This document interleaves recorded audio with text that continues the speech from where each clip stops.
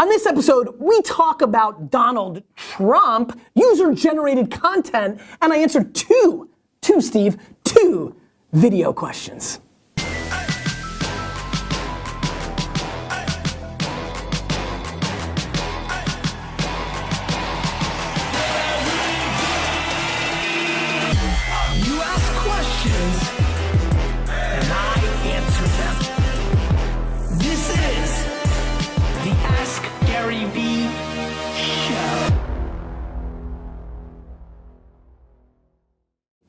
This is Gary Vaynerchuk, and this is episode 111 of the Ask Gary V Show. I'm fired. Guys, I don't know if you know this, but I'm in complete belief that this show is now completely ripping on fire. The Instagram hustle that I've been putting together, D-Rock, do some editing, is clearly working. Enormous amounts of new fans to the show. I'm very excited about the momentum, the Facebook stuff, the podcast push has been intense, India, over the last several days. That's been fun. If you're not subscribed to the podcast, Android, iPhone, then you're making a huge mistake because you can listen to the show on the run. Also, before I get into the show, there's something really interesting happening with the people that are watching on Facebook. A lot of you haven't fanned me up on Facebook, so do that too. A lot of right hooks on episode 111. Really interesting thing, D-Rock, show this screen. Now I love this, Vayner Nation. I love that people, one of the things that I've noticed that has brought a lot of awareness for this show is the word of mouth, which I so appreciate from some of you. But this little hack, and we saw it starting, this is really just a social media tidbit. This started happening on Instagram because there wasn't an easy way to communicate on Instagram and share stuff. So people started tagging each other in the comments. And we've seen a growth inside of Facebook across all of VaynerMedia of people now seeing a post and just tagging their friend in the comments because the alert system is so strong. And so I just want to give a huge shout out to everybody who is leaving a comment with somebody's name in there because they're passing on the show, and obviously that is social media. Social media is the plumbing of word of mouth in our society. That is the ultimate compliment that I get from you watching the show, so I appreciate you so much, and that's that. And so, India, let's get into the show. Cool. Avinash asks, what are your thoughts on using curated content? Avinash, great question. It's funny, I'm not a big user of curated content at all. And UGC, user-generated content, is a thing that a lot of brands at Vayner have played with. You mentioned Guy. Guy has done a ton of that. I think it's a very smart tactic. As a matter of fact, I think that I've not done a good job in using it. My biggest problem with user-generated content is the same reason that I don't give quotes to other authors, even though I get bombarded every week of, can you give me a quote? If I'm gonna give you a quote to your book, friend, I need to read it. I don't read books. I don't have time to read those books. And the reason I have to read it is if you say something stupid in chapter 17, and there's so many people saying so many stupid things about business and marketing and social, that I'm scared to give my name on it because then I'm endorsing you, but then you're saying like, here's the way to hack Twitter and it's wrong, or here's my point of view on Pinterest or it's wrong, or here's how I have to manage people and it's wrong. I'm not on the same side as a lot of people on a lot of things. It's just the way it is. And that doesn't allow me to do that. It's the same reason user-generated content scares me, because I feel that if I'm curating it, I'm endorsing it. And who has time to go down the rabbit hole? This is why so many of you hit me up and say, I want to, I got a spammy ass email that I almost sent to you, and I was like, forget it. It's just like, it was like so ridiculous. It's like, Gary, can you give me an hour of your time to do this simulcast, which I didn't go down her rabbit hole, but I think she's charging for. And like, she had this whole thing and it said, what's in it for you? And it's like, you get side by side of 19 other marketers that she's also arbitraging. The whole thing was so gangster. I don't know. There's a lot of bull going on. Next question, India. That had nothing to do with the question at the end. It was just me ranting of how pissed I am. But my point was that she's user-generating content. Some of the names she had on there, like I flat out knew were like people that are like, ugh, lowest common denominator, ebook stuff, like, and just like, I don't want to be associated with that crap. And like, have you, like, first of all, she seemed like crap, but like, if she wasn't, did she know they were crap? Like, I don't know. People are just not doing their homework, India. It's true. I never did my homework in school, but I definitely do it in business. And I know that was black and white because that's how we roll. All right, India, let's go. Okay. Sorry, it's spammy ass. Are you into spammy ass? No, I mean, you think it's a funny term. Yes. Yeah. It's a funny term. I don't even know what normal spammy ass is. Got it. All right, so none of the designers are in here. We clearly need a spammy ass garbage pail kid like. That's what I need. Get Zach to make me a spammy ass garbage pail like t-shirt. It'll be coming soon. All right, let's get back into color. We're black and white almost the whole show. James asks, should I be writing unique content on LinkedIn and Medium, or is it okay to repurpose the content I've already published on my blog? James, I'm a believer in both. The truth is, we've been testing both as a team. I think you can use, specifically Medium and LinkedIn, I feel very comfortable in cross-pollinating, because I do think that there's some intellectual, above the brow kind of similarities on Medium and LinkedIn. So those are very comfortable. If you said Medium and Snapchat, the same 1 minute video, I'd feel uncomfortable, because I think the context of the room is different. I think Medium and LinkedIn are similar. So if you feel like your audiences and the context of the room, the vibe when you go into it, are similar, then I think you can get away with it. And so we look at Facebook and LinkedIn and Medium having similarities, but you guys see what I'm doing on Snapchat. If you're not following me, put up the QR code, D-Rock. A lot of editing here today. You're gonna be here late on a Friday. No bullshit half-day Fridays for you, D-Rock. Anyway, you know, I'm not gonna do the same stuff on Snapchat that I'm doing, and I'm trying to do different stuff, but Medium and LinkedIn, I feel fine with that. Now, I think we're doing it because we're busy as crap and we're pumping out a ton of content. You're different than me.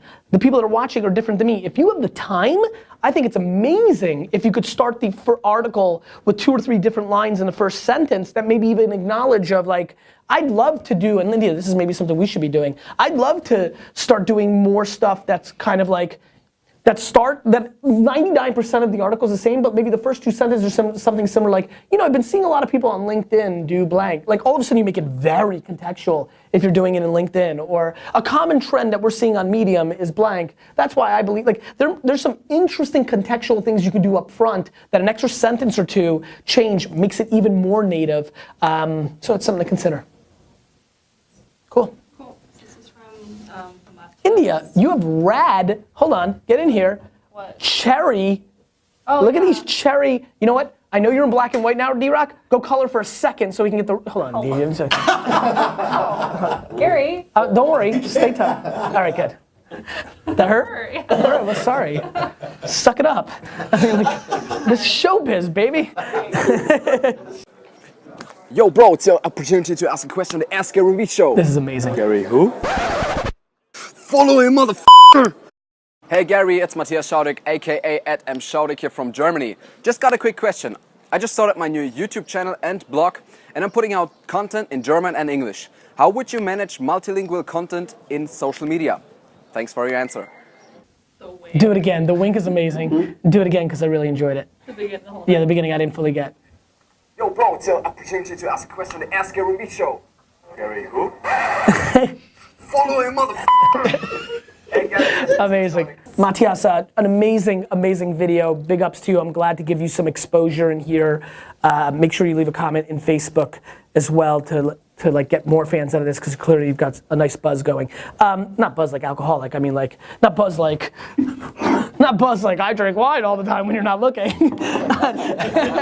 I mean, buzzing like you got some good energy. Look, I think you know how to handle this better than I do. There's certain questions that come along the show that the truth is I'm not a practitioner in.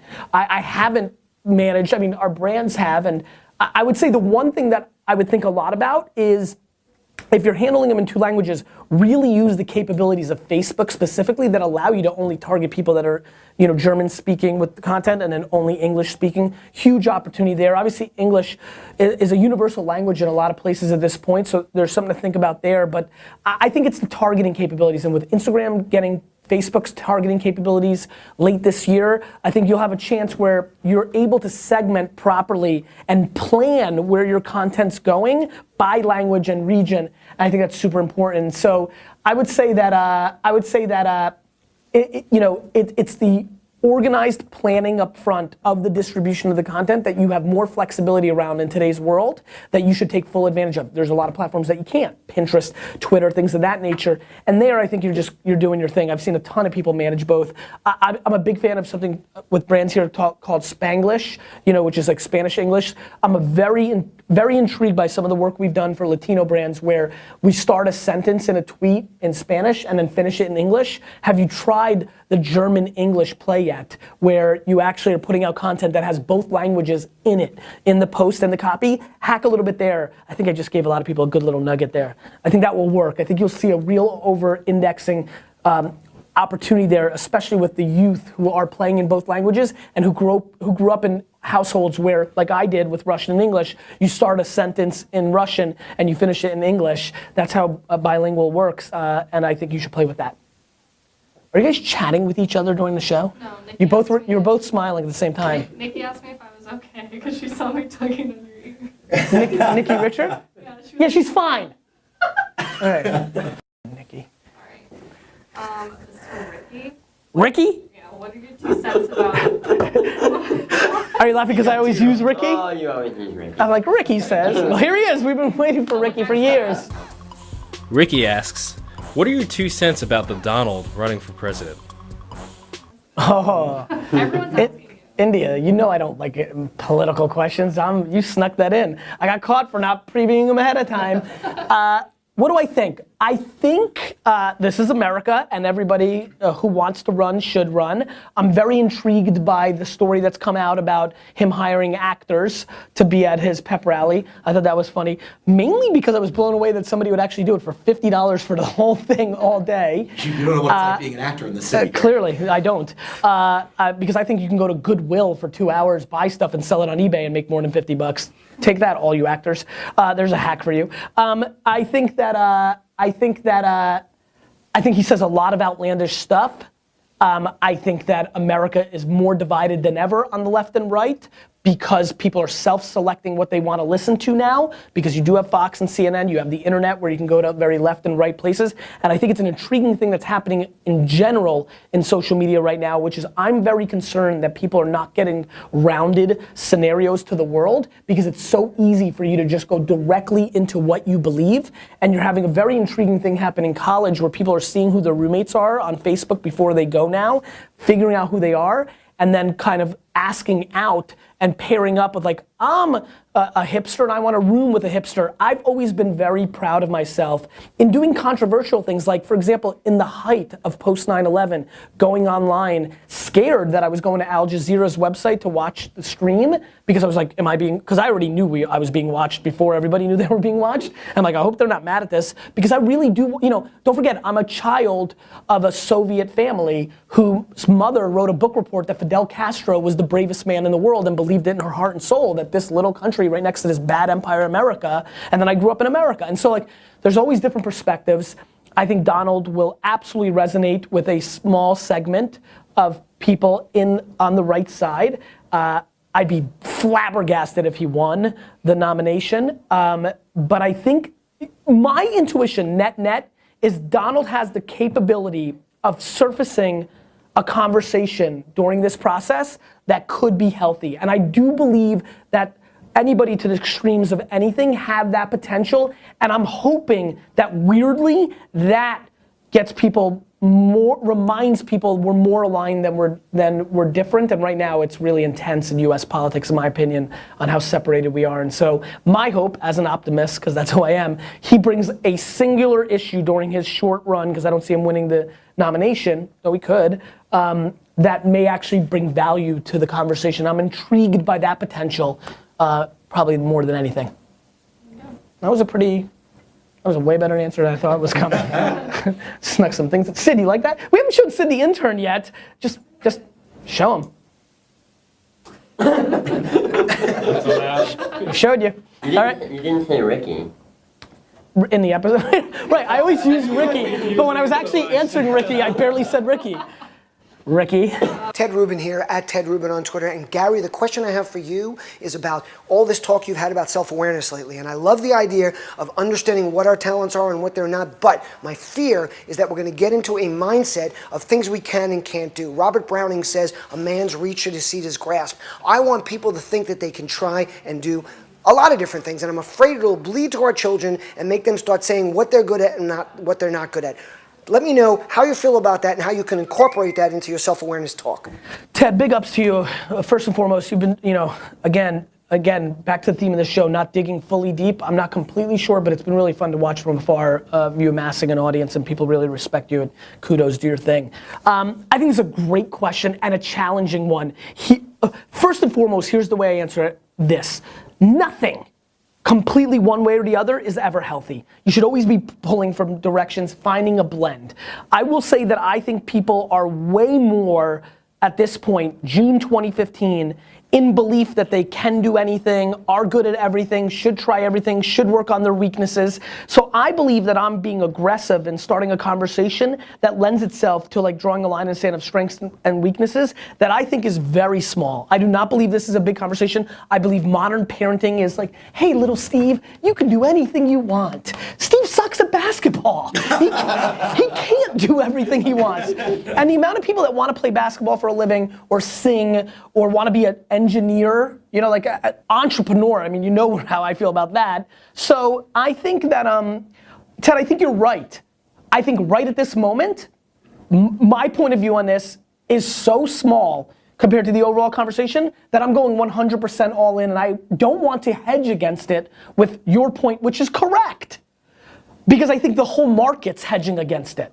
And thus, I'm just trying to crackle it. It's the same way I talk about social media marketing versus traditional TV. I believe in TV, but I don't need to advocate for TV. 99% of the market's advocating for TV. I believe that the market, 90% of the market is advocating for you can do whatever you want. You should try to do everything else. You should push yourself. They package it in. You should try new things and push yourself. I don't think people are talking enough about be very self-aware, know what you're good at, force yourself. Guys, I don't know if you've broken this down. Do you know what forcing yourself to be self-aware, do you know what that process entails? Drinking a shitload of humble Kool-Aid. Like it's insane of how much it's why I talk about liking to lose.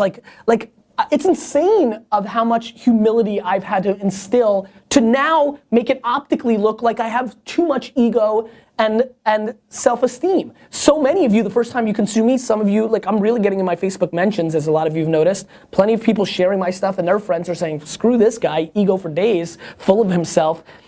I get it, but what it actually is the post game of me being really humble every minute of my life to recognize what I should stay away from. And I think people have not gotten into that gear. So Ted, I would say that I get it and I agree with you. And everything should have a push and a pull. I just think the market is way, way in the direction of, and I think that we need a hell of a more lot of you kind of suck at that. You may want to focus on that. Now, if you love that, then do it. But you need to know what that comes along with, which is, if you love singing more than breathing, cool, but you're gonna wait tables and you're gonna make $8. And that's great, because guess what? I pay the price for doing what I love in a lot of different ways. And so that's just life. That's just life. Cool. I wish I had the little basketball thrown Steve. Yeah, that would turn out. Question of the day.